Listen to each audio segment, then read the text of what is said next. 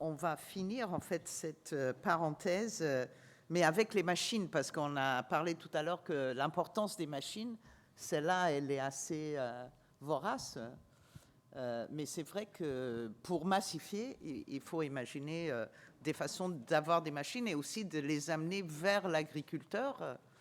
Et donc, Nicolas Audoff va nous montrer pas seulement une machine, mais va nous montrer aussi un réseau et un network qui fonctionnent ensemble avec Isolampaï. Merci, Nicolas. Je ne me reconnais pas trop dans les visages. Mais toi, tu avais ton propre... Ah oui, c'est vrai. Ouais, j'ai fait d'autres prompts pour faire la concurrence. Mais on va passer. On a un super public. Merci de votre invitation à Atelier Luma. C'est vrai que je n'ai pas l'habitude de voir autant de variétés de présentations. Et en fait, je pense que ça vous donne un bon élément de contexte. Moi, pour me situer dans ce contexte-là, j'ai fait l'école des mines d'Alès il y a 10 ans. J'ai eu Luc Floissac en cours 2 jours. Et voilà, on va dire que ça peut faire émerger des idées quand on l'a 2 jours en cours. Alors, n'hésitez pas. En tout cas, je pense déjà dans les 10 minutes que vous avez eues là, vous avez eu l'emblème. Et donc moi, comment me situer en tant qu'ingénieur dans cet écosystème ? Je me suis mis sur le chantier une dizaine d'années. Et puis, j'ai dû déménager par amour dans le Maine-et-Loire et du coup affronter la question de est-ce que je fais comme ce que je faisais avant ou est-ce que je permets à d'autres de faire comme ce que je faisais moi ? Et une des choses qui ressort en fait de mon expérience de professionnel de pause, c'est qu'on n'avait pas le produit idéal à la pause. Il manquait un lien entre donc l'agriculteur qu'on a vu avant et donc les personnes qui étaient formées pour poser ces produits. Donc voilà, ça s'est appelé Isolampaï. Pour toutes ces raisons-là, c'est mon cahier des charges de démarrage de projet. Et aujourd'hui, voilà, je propose, on va dire, des produits qui sont palettisés toute l'année pour casser cet effet saisonnalité et permettre d'avoir une qualité constante à la commande, au projet, et de permettre en fait à ce qu'une botte de paille puisse être allouée à un projet ou un autre, de par les fiches techniques que j'ai dites, et une manière assez simple, industrielle de voir la chose. Donc mon rêve, c'était d'avoir cette botte de 22 sur la table pour pouvoir la fixer à un mur assez simplement. Et je trouve que l'idée sème très, très, très bien. Et donc, voilà, le réseau français de la construction en paille s'est aussi approprié le sujet pour l'utiliser en ITE. Donc, à l'Issoléon, c'est entre Cholet et Saumur. Pour ceux qui ne savent pas où c'est Cholet ou Saumur, c'est dans l'ouest. En gros, voilà, ça se joue en photo comme ça, des palettes qui sont debout, prêtes à charger en semi-remorque. Et donc, ce que je fais dans mon usine, c'est que je prends cette botte de paille brute et que je la fais passer dans la moulinette pour ressortir au format qui va bien. Ce qu'on veut dans le bâtiment, c'est une bonne humidité, une bonne densité. Une bonne humidité, ça veut dire qu'on veut toujours que ce soit en dessous de 20%. Il se trouve que quand on a des bons agriculteurs qui livrent correctement, on a toujours quelque chose d'environ à 12%.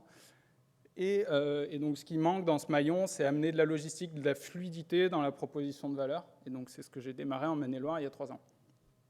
Et donc, ça part en semi-remorque. Mais comme on aime beaucoup le bon sens dans la construction en paille, je pense que vous êtes tous d'accord avec ça, c'est que ces camions, en fait, on préférait qu'ils ne sortent pas de la région. Et donc, pour amener un côté circulaire là-dedans, j'ai déjà commencé par amener des fiches de déclaration environnementale et sanitaire qui permettent en fait de sélectionner par produit l'impact environnemental de chacun, avec un cahier des charges du coup d'ingénieurs qui utilisent plutôt des moteurs électriques à transformer la paille plutôt que des moteurs diesel surdimensionnés. Donc, cette toute petite astuce permet en fait de rester, même d'être encore plus performant, tout en rajoutant, on va dire, un circuit industriel dans la boucle. Donc ça, c'est ma fierté de septembre 2023. Et il se trouve que ces bottes-là, du coup, on les met principalement dans des ossature bois et qu'on y ajoute des définitions de part et d'autre. Donc ça, je pense que vous êtes tous au clair là-dessus. Et bon, moi, j'ai essayé de simplifier un petit peu votre texte technique, mais voilà, je l'ai fait en 3 cellules. En gros, si on est formé et qu'on suit les règles professionnelles, alors on peut atteindre l'assurance décennale. Mais bien sûr, il ne faut pas dépasser le cadre. Donc, voilà, donc ça, je l'ai fait en Maine-et-Loire. Aujourd'hui, je suis aussi à l'atelier Luma parce que Yannick m'a trouvé sur le réseau via ces fiches de déclaration environnementale et sanitaire que j'ai déclarées. Et il m'a dit, est-ce que tu peux pas faire ça en Camargue? Voilà. Donc oui, je peux. Alors du coup, j'avais forcément cette idée déjà derrière la tête, et donc ça s'appelle Prestapay.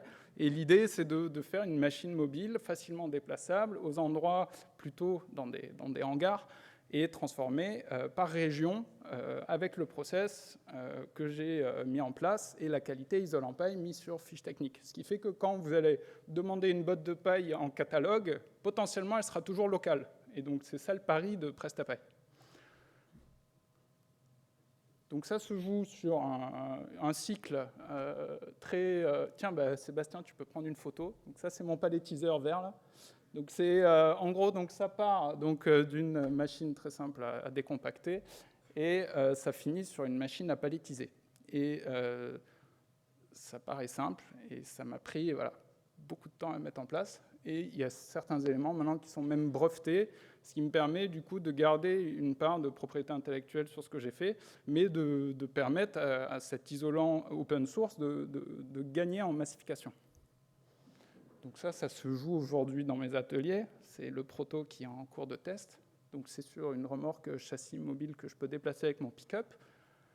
Et objectif, déjà, j'ai 3 agriculteurs qui sont prêts à me suivre dans le Nord, en Bretagne et en Nièvre, pour apporter ce modèle économique isolant paille dans les régions avec une forme de redevance qui va permettre du coup à notre réseau de se mettre en marche.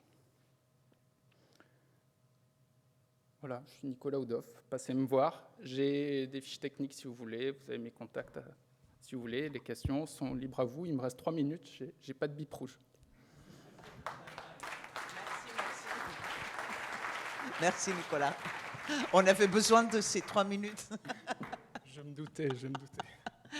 Bon, je suis sûre qu'il y a des questions, mais on les fait après.